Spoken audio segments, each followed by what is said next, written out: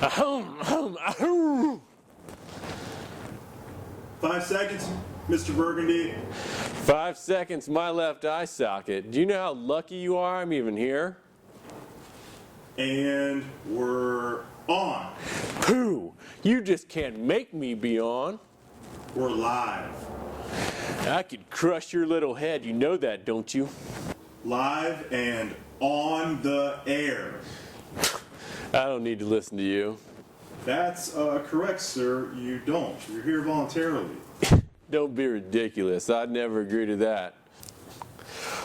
What's that? A charity? But I hate charities. Got to get me out of this. Say I was drunk. I was drunk? Well, I mean, that's a good excuse. And we are rolling. Good morning, Cincinnati, city of Delta Queens, guinea pigs, leprechauns, and chocolate chili. I'm Ron Burgundy, ultra-professional anchorman, and we're coming to you live inside of this truck. Exactly why? I have no idea.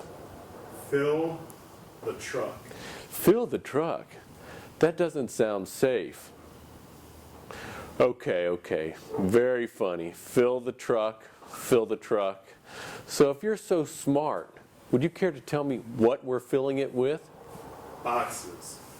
No, Mel. It's a cult. I guarantee you. It's a cult. It's the pointless act of filling a truck with empty boxes cult.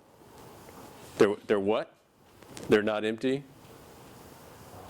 Cincinnati. Dear Cincinnati, won't you give so that I never have to do this again? Oh sure, the needy and the less fortunate need your help and blah blah blah. But families that are simply trying to make ends meet shouldn't be the only reason you give to Fill the Truck campaign. What about me, Cincinnati? Huh? Do you ever think about me? Seriously, do it for me.